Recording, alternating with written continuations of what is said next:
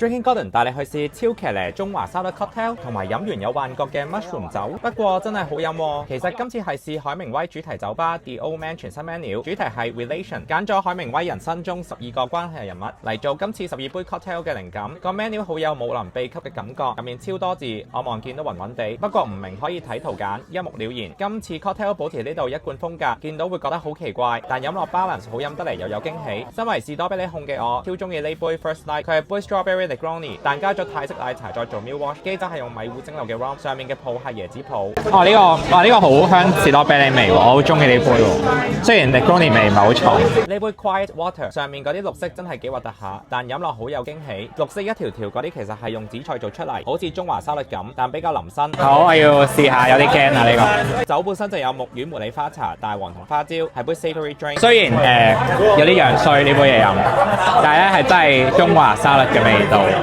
鹹加酸，幾好飲嘅，其實幾開胃。呢個成嚿菇喺上面嘅 like-minded creature 我都好推薦，因為飲完好似有幻覺咁。講笑，佢哋所有材料都合法㗎，佢係用廣藿香同青苔蒸餾 tequila， 加上冷泡日本棒茶、梨、蘆薈同木魚，我讀完都覺得騎呢啊！